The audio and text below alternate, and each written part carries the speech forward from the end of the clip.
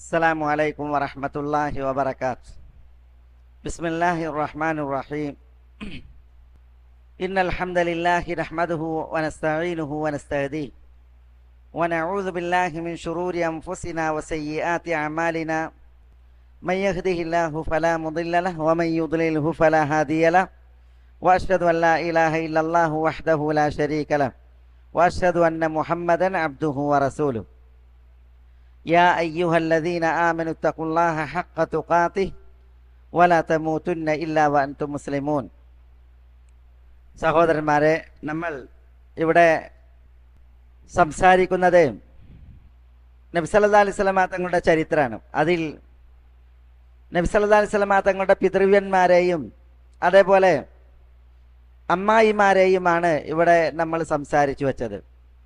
ഇനി ആ വിഷയത്തിൽ തിരുനബിയുടെ പിതൃവ്യന്മാരുടെ മക്കൾ, അതിൽ ചിലർ നമ്മൾ പ്രത്യേകം മനസ്സിലാക്കേണ്ട വ്യക്തിത്വങ്ങളാണ്. നബി സല്ലല്ലാഹു അലൈഹി വസല്ലമ തങ്ങളുടെ അമ്മായിമാരുടെ മക്കളിലും ചിലർ പ്രമുഖന്മാരായിട്ടുണ്ട്. നമ്മുടെ സംസാരത്തിനിടയിൽ അവരെക്കുറിച്ച് നമ്മൾ സൂചിപ്പിച്ചിട്ടുണ്ട്.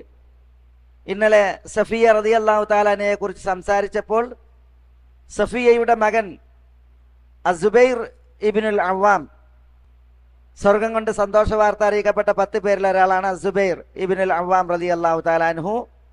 അദ്ദേഹം ഷഹീദാണ് എന്ന് നബി സല്ലല്ലാഹു അലൈഹി വസല്ലമ തങ്ങൾ ഇവിടെ ജീവിച്ച നാളിൽ പറഞ്ഞിട്ടുണ്ട്. അസുബൈർ ഇബ്നുൽ അവ്വാം ഷഹീദാണ്. ഇതേപോലെ അസായിബ് ഇബ്നുൽ അവ്വാം, അസായിബ് എന്നത് സഫിയ റളിയല്ലാഹു തആല അൻഹയുടെ മകനാണ്.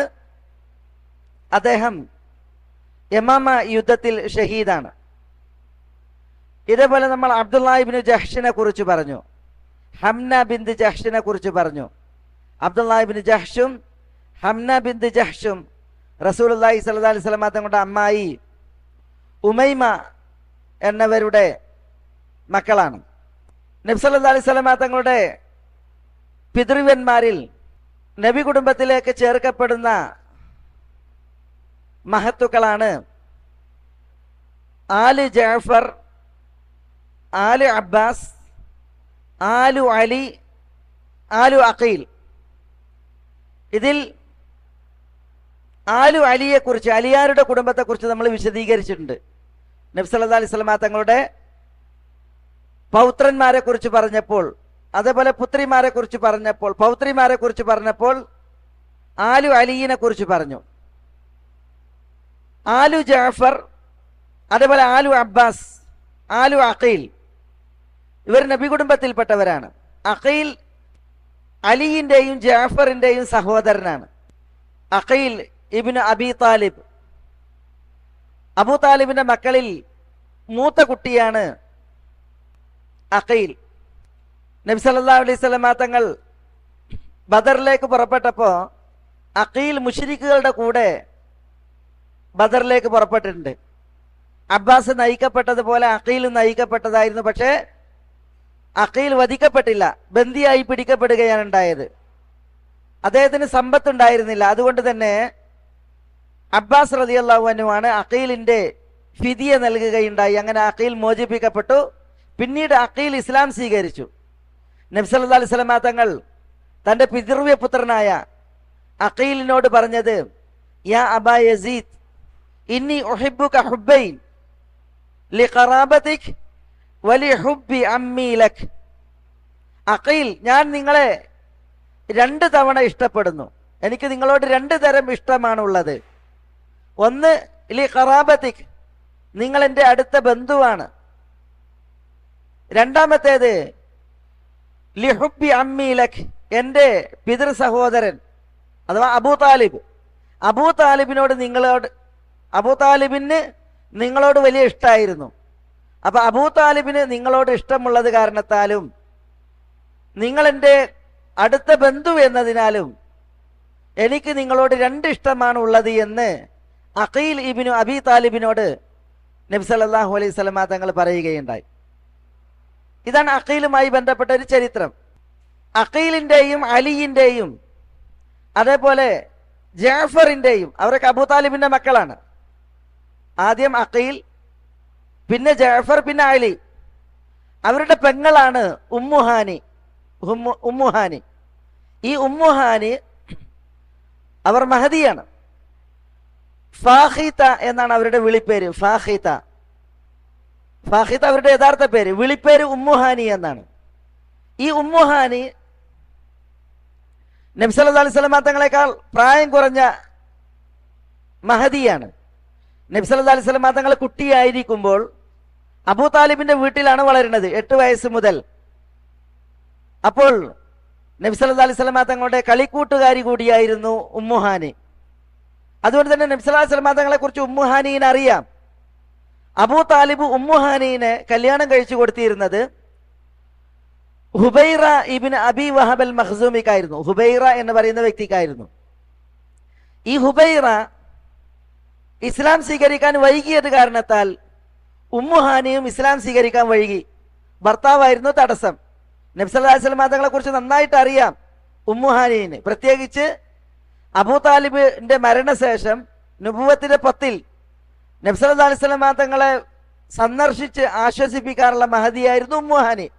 പക്ഷെ അവർക്ക് ഇസ്ലാം സ്വീകരിക്കാൻ പറ്റിയില്ല. കാരണം ഭർത്താവ് ഹുബൈറ ഇസ്ലാം സ്വീകരിക്കാതിരുന്നതിനാൽ. മക്കം ഫതഹിൽ ഹുബൈറ ഒളിച്ചോടി, മക്കയിൽ നിന്ന് ഓടി. പിന്നീട് ഹുബൈറ തിരിച്ചു വന്നു.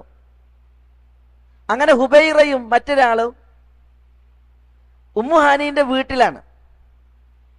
ആ സമയം അലി ഇബ്നു അബി താലിബ് വന്ന്.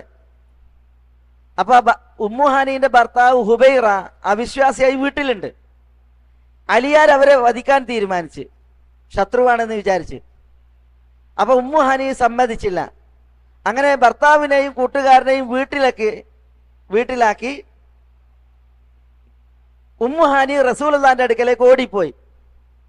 എന്നിട്ട് റസൂലുള്ളാഹിനോട് പറഞ്ഞു, റസൂലേ, ഹുബൈറയെയും കൂട്ടുകാരനെയും അലിയാർ വധിക്കാൻ ഓങ്ങി നിൽക്കുകയാണ്. ഞാൻ വാതിൽ പൂട്ടി പോന്നതാണ്. ഞാൻ ഹുബൈറക്ക് അഭയം നൽകിയിരിക്കുന്നു എന്ന് പറഞ്ഞു. അപ്പൊ റസൂലുള്ളാഹി സ്വല്ലല്ലാഹു അലൈഹി വസല്ലം തങ്ങൾ പ്രഖ്യാപിച്ചു, ലഖദ് അജർന മൻ അജർതി വ അമ്മന്ന മൻ അമ്മൻതി യാ ഉമ്മുഹാനി. ഉമ്മുഹാനി, നിങ്ങൾ അഭയം പ്രഖ്യാപിച്ചവർക്ക് ഞാനും അഭയം പ്രഖ്യാപിച്ചിരിക്കുന്നു. അലി അവരെ വധിക്കാൻ പാടുള്ളതല്ല എന്ന് പറഞ്ഞ് ഉമ്മുഹാനിയുടെ അഭയം, ആ പ്രഖ്യാപനം റസൂലുള്ളാഹി സമ്മതിക്കുകയുണ്ടായി എന്നാണ്. ഈ ഉമ്മുഹാനി അവരുടെ വീട്ടിലാണ് റസൂലുള്ളാഹി സ്വല്ലല്ലാഹു അലൈഹി വസല്ലം തങ്ങൾ മക്കം ഫതഹിന്റെ നാളിൽ വന്നപ്പോൾ 8 റക്അത്ത് ദുഹ നമസ്കരിക്കുകയുണ്ടായത്. 8 റക്അത്ത് ദുഹ നമസ്കരിക്കുകയുണ്ടായത്. ഉമ്മുഹാനി റസൂലുള്ളാഹിന്റെ വീട്ടിലേക്ക് വന്ന ഉമ്മുഹാനി റസൂലുള്ളാഹിന്റെ അടുക്കലേക്ക് ഓടി വന്ന സമയത്ത് റസൂലുള്ളാഹി കുളിക്കുകയാണ്. അപ്പൊ ഫാത്തിമ റളിയല്ലാഹു തആല അൻഹ റസൂലുള്ളാഹിനെ ഇങ്ങനെ മറച്ചു പിടിച്ചിട്ടുണ്ട്, ആരും കാണാതിരിക്കാൻ. റസൂലുള്ളാഹി അപ്പുറത്ത് കുളിക്കുകയാണ്. അപ്പോ ഉമ്മുഹാനി ഓടി വന്നപ്പോ റസൂലുള്ളാഹി സ്വല്ലല്ലാഹു അലൈഹി വസല്ലം തങ്ങൾ പറഞ്ഞു എന്നാണ്, മർഹബൻ വ അഹ്ലൻ യാ ഉമ്മുഹാനി. ഉമ്മുഹാനി, നിങ്ങൾക്ക് സ്വാഗതം. അങ്ങനെയാണ് ഉമ്മുഹാനിയുമായിട്ട് റസൂലുള്ളാഹി സ്വല്ലല്ലാഹു അലൈഹി വസല്ലം തങ്ങൾ സംസാരിക്കുകയുണ്ടായത്. ഇതാണ് ഉമ്മുഹാനിയുമായി ബന്ധപ്പെട്ട ചരിത്രം. റസൂലുള്ളാഹിന്റെ പിതൃവ്യന്റെ മകളാണ് ഉമ്മുഹാനി, അബൂ താലിബിന്റെ മകൾ. അപ്പൊ നമ്മൾ അലിയാരെ കുറിച്ച് പറഞ്ഞു മുമ്പ്, അതേപോലെ അഖീലിനെ കുറിച്ച് പറഞ്ഞു, ഉമ്മുഹാനിയെ കുറിച്ച് പറഞ്ഞു. ഇനി അതിൽ ശേഷിക്കുന്നത് ജാഫറാണ്. ജാഫർ റളിയല്ലാഹു തആല അൻഹു, റസൂലുള്ളാഹി സ്വല്ലല്ലാഹു അലൈഹി വസല്ലം തങ്ങളുടെ പിതൃവ്യപുത്രൻ ജാഫർ ഇബ്നു അബി താലിബ് റളിയല്ലാഹു തആല അൻഹു. ജാഫറിന്റെ ചരിത്രം ഒന്നുകൂടി വിശാലമാണ്. കാരണം നബി സല്ലല്ലാഹു അലൈഹി വസല്ലം തങ്ങളുമായുള്ള അദ്ദേഹത്തിന്റെ ജീവിതമാണ്. ആദ്യകാലത്ത് അദ്ദേഹം ജാഫറും ഭാര്യ അസ്മാ ബിന്തു ഉമൈസും ഇസ്ലാം സ്വീകരിച്ചിട്ടുണ്ട്. അസ്മാ ബിന്തു ഉമൈസിനെ ആദ്യം കല്യാണം കഴിച്ചത് ജാഫറാണ്.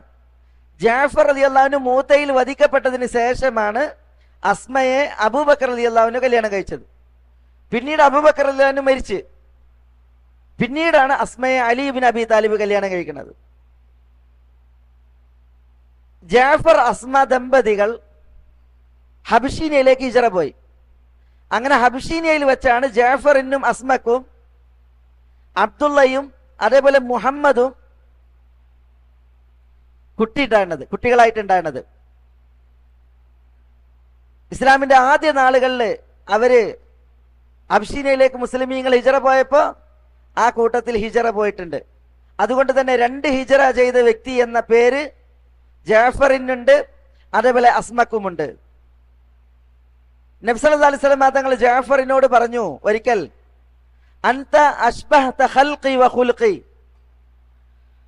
നിങ്ങൾക്ക് എൻ്റെ സ്വഭാവത്തോടും എൻ്റെ രൂപത്തോടും ആകാരത്തോടും സാദൃശ്യമുണ്ട്.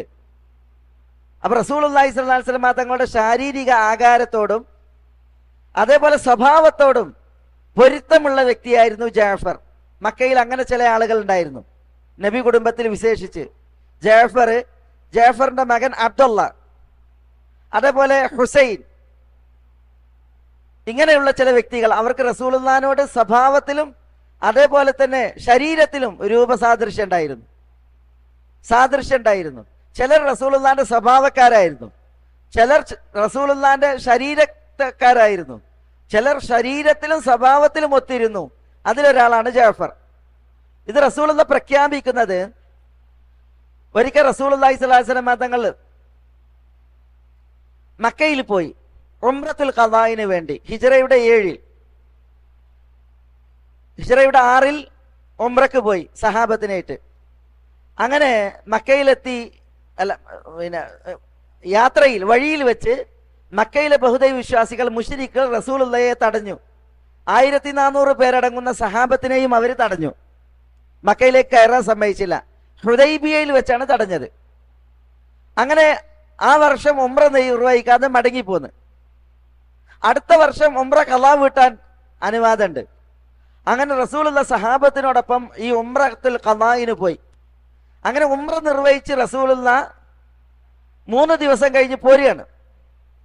അപ്പോഴാണ് റസൂലുള്ളാഹിന്റെ പിന്നിൽ ഉമാറ എന്ന് പറയുന്ന കുട്ടി, ഒരു ചെറിയ പെൺകുട്ടി ഓടി വരുന്നത്. ആ കുട്ടി യാ അം എന്നാ വിളിക്കണത്.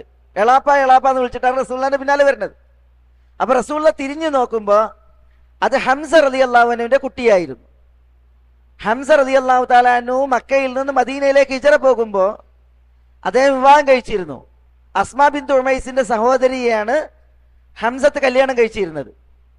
അങ്ങനെ ഹംസ ഭാര്യയോടൊത്തുള്ള ജീവിതത്തിൽ ഹിജ്റ പോരുമ്പോൾ ഭാര്യ ഗർഭിണിയാണ്.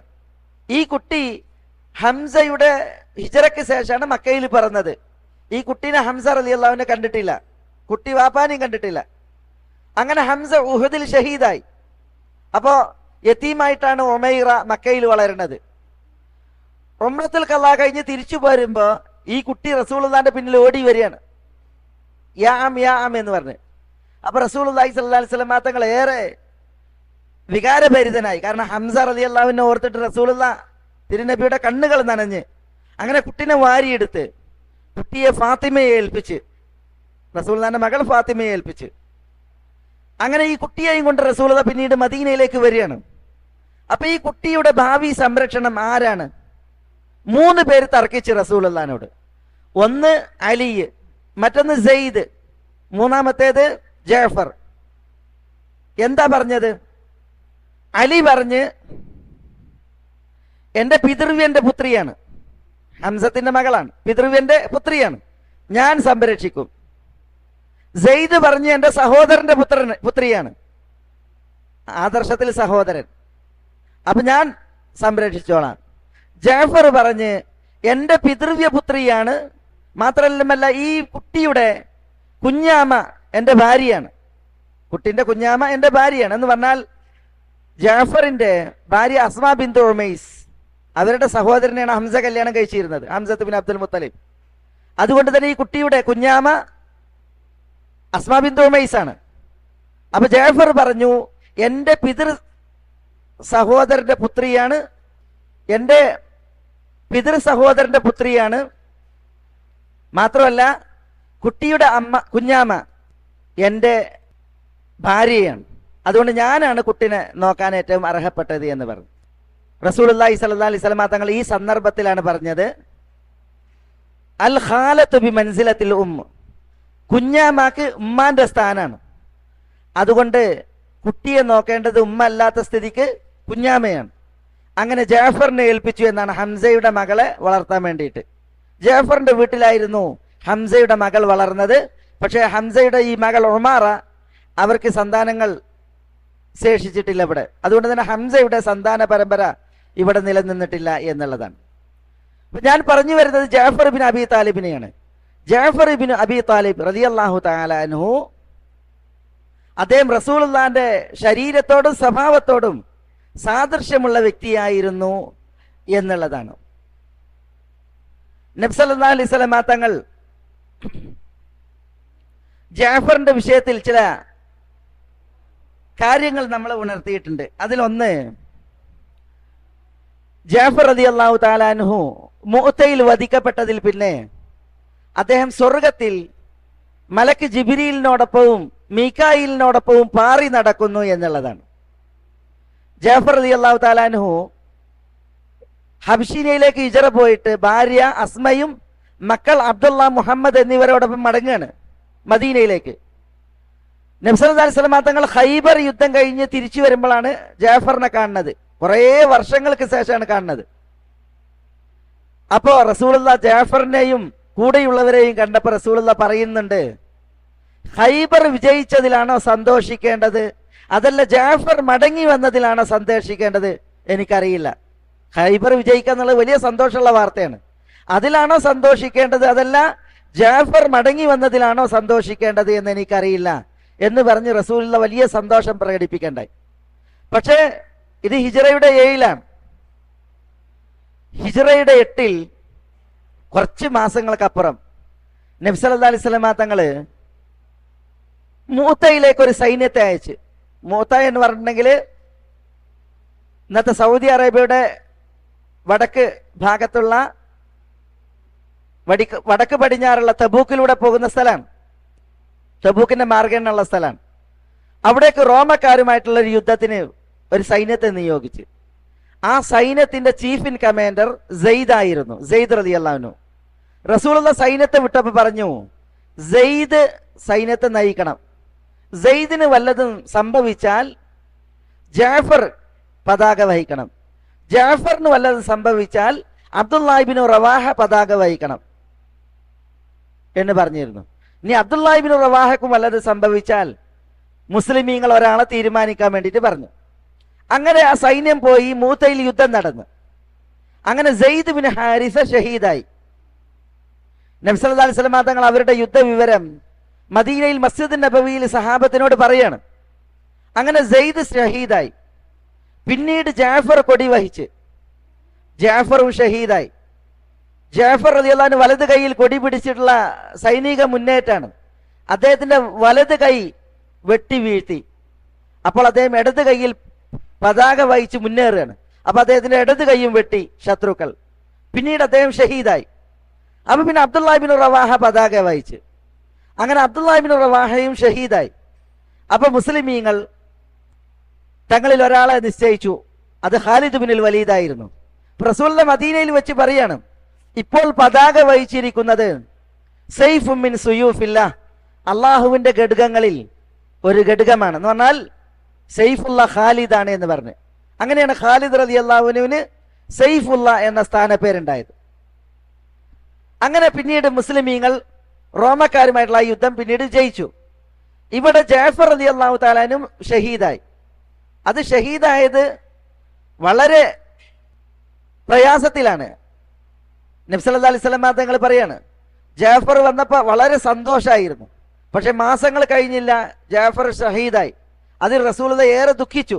തിരുനബി ഈ വാർത്ത പറയുമ്പോൾ റസൂലുള്ളാഹിന്റെ കണ്ണിൽ നിന്ന് കണ്ണീരൊലിച്ചിറങ്ങുകയാണ്. അങ്ങനെ ജാഫറിന്റെ വലത് കൈയും ഇടത് കൈയും അരിഞ്ഞു വീഴ്ത്തപ്പെട്ട് പിന്നീട് റസൂലുള്ളാഹി സ്വല്ലല്ലാഹു അലൈഹി വസല്ലം തങ്ങൾ ജാഫറിന്റെ കുടുംബത്തെ സന്ദർശിക്കുന്നുണ്ട്. ആ കുടുംബത്തെ സന്ദർശിച്ച് ഭാര്യ അസ്മാ ബിൻതു ഉമൈസ് റളിയല്ലാഹു തആല അൻഹ, നബി കുടുംബത്തിൽ ജാഫർ ഇബ്നു അബി താലിബ് റളിയല്ലാഹു തആല അൻഹുവിനെ കുറിച്ചാണ്.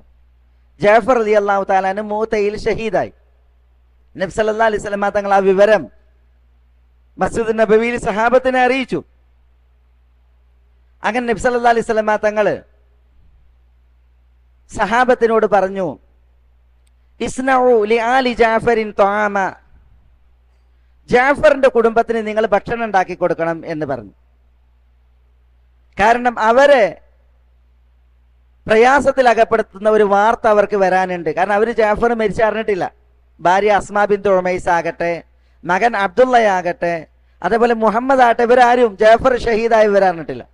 പിന്നെ നബി സല്ലല്ലാഹു അലൈഹി വസല്ലമ തങ്ങൾ ആ വീട്ടിൽ ചെന്നതിന് ശേഷം റസൂലുള്ളാഹി സ്വല്ലല്ലാഹു അലൈഹി വസല്ലമ തങ്ങൾ പറയാണ്, അവരോട് അസ്മയോട് പറയാണ്, ജാഫർ ഷഹീദായ വിവരം പറയാണ്.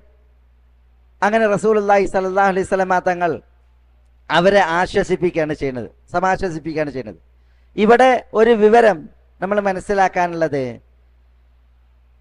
ജാഫർ റളിയല്ലാഹു തആല അൻഹുവിന്റെ മരണത്തിൽ ആ കുടുംബം ദുഃഖത്തിലാണ്, വേദനയിലാണ്. അവര് പ്രയാസപ്പെടുന്നുള്ളത് റസൂലുള്ളാഹിക്ക് അറിയാം. അതുകൊണ്ടാണ് ആ വീട്ടുകാരെ ഊട്ടുവാനും അവരെ ഭക്ഷിപ്പിക്കുവാനും റസൂലുള്ളാഹി സ്വല്ലല്ലാഹു അലൈഹി വസല്ലമ തങ്ങൾ കൽപ്പിച്ചത്. അത് റസൂലുള്ളാഹി പഠിപ്പിച്ച ഒരു സുന്ദരമായ സ്വഭാവവും നമ്മളൊക്കെ ശീലിക്കേണ്ടതായ ഒരു ആദർശമാണ്. മരണ വീട്ടിൽ ആ വീട്ടുകാര് ദുഃഖത്തിലായിരിക്കും, വേദനയിലായിരിക്കും. അപ്പോ ബന്ധുക്കളുടെയും അയൽപക്കത്തിന്റെയും ബാധ്യതയാണ് അവരെ ഊട്ടുക, അവരെ ഭക്ഷിപ്പിക്കുക, ആശ്വസിപ്പിക്കുക എന്നുള്ളത്. പല മുസ്ലിമീങ്ങളും നേരെ തിരിച്ചാ ചെയ്യല്. മരണ വീട് ദുഃഖ വീടാണ്, അവരെ ആശ്വസിപ്പിക്കണം, അവരെ ഭക്ഷിപ്പിക്കണം എന്ന് ദീന് പഠിപ്പിച്ച്. എന്നാൽ ഇന്ന് മരണ വീട് ആഘോഷത്തിന്റെ വീടാണ് അവസ്ഥ. മരണ വീട്ടിൽ അന്ന് ഭക്ഷണം ഉണ്ടാക്കി വിതരണം ചെയ്യും. ആളുകളെ വിളിച്ച് അവിടെ പാർട്ടി നടത്തുന്ന മുസ്ലിം വീടുകളുണ്ട്. യഥാർത്ഥത്തിൽ നബി സല്ലല്ലാഹു അലൈഹി വസല്ലമ തങ്ങൾ എന്താ, സഹാബികൾ പറയാണ്, കുന്ന നഉദ്ദുൽ ഇജ്തിമാ ഇലാ അഹ്ലിൽ മയ്യിത്ത് വസനഅതി തആം മിനൻ നിയാഹ. മരണ വീട്ടിൽ സംഘടിക്കലും അവിടെ ഭക്ഷണം ഉണ്ടാക്കി കഴിക്കലും നിയാഹത്തിലായിരുന്നു ഞങ്ങൾ എണ്ണിയിരുന്നത്. നിയാഹത്ത് എന്ന് പറഞ്ഞാൽ മരിച്ച മയ്യത്തിന്റെ പേരിലുള്ള അട്ടഹസിച്ച് കരച്ചില, അതിന്റെ പേരിൽ മയ്യത്ത് ശിക്ഷിക്കപ്പെടും എന്ന് പറഞ്ഞിട്ടുണ്ട്. അപ്പൊ നിഷിദ്ധാണ്, പാടില്ല. മരണ വീട്ടിൽ സംഘടിച്ച് ഭക്ഷണം ഉണ്ടാക്കി കഴിക്കുന്നതിനെ അങ്ങനെയാണ് ഞങ്ങൾ എണ്ണിയിരുന്നത് എന്നാണ് ജരീർ ബിൻ അബ്ദുള്ള അൽ ബജലി പറയുന്നത്. അതൊരിക്കലും ഇസ്ലാമിനും മുസ്ലിമീങ്ങൾക്കും നിരക്കണ പരിപാടിയല്ല. മരിച്ച വീട്ടിൽ സദ്യ, അന്ന് മയ്യത്തിന്റെ പേരിൽ പ്രത്യേകം ഖുർആൻ ഓതി, ദിക്ർ നടത്തി, സലാത്ത് ചൊല്ലി, അന്ന് പരിപാടിയാണ്. അത് പാടുള്ളതല്ല. റസൂലുള്ളാഹി സ്വല്ലല്ലാഹു അലൈഹി വസല്ലം തങ്ങൾ പഠിപ്പിച്ചത് അവരെ ഭക്ഷണം ഉണ്ടാക്കി കൊണ്ടുപോയിട്ട് അവരെ ഭക്ഷിപ്പിക്കാനാണ്, അവരെ ആശ്വസിപ്പിക്കാനാണ്. ജാഫർ റളിയല്ലാഹു അൻഹുവിന്റെ ചരിത്രത്തിൽ മൂത്തയുമായി ബന്ധപ്പെട്ട് റസൂലുള്ള പറഞ്ഞു, അദ്ദേഹം 2 ചിറകുകളിൽ മലക്ക് ജിബ്രീലിനോടും മീകായിലിനോടും ഒപ്പം സ്വർഗത്തിൽ പാറുന്നു എന്ന്. അതെന്താ കാരണം? അദ്ദേഹത്തിന്റെ വലത് കൈയും ഇടത് കൈയും മൂത്തയിൽ ഛേദിക്കപ്പെട്ടു, ശത്രുക്കൾ വെട്ടി വീഴ്ത്തി. അതിൽ പിന്നെയാണ് ജാഫർ ഷഹീദാകുന്നത്. അപ്പോ അല്ലാഹു സുബ്ഹാനഹു വ തആല അദ്ദേഹത്തിന് പകരം നൽകിയതാണ് ഈ 2 കൈകൾക്ക് പകരം 2 ചിറകുകൾ. അതുകൊണ്ട് തന്നെ ജാഫർ തയ്യാറാണ്, പാറി നടക്കുന്ന ജാഫറാണ്. അദ്ദേഹത്തിന് പാറി നടക്കാൻ 2 കൈകൾക്ക് പകരം അള്ളാഹു 2 ചിറകുകളെ നൽകി.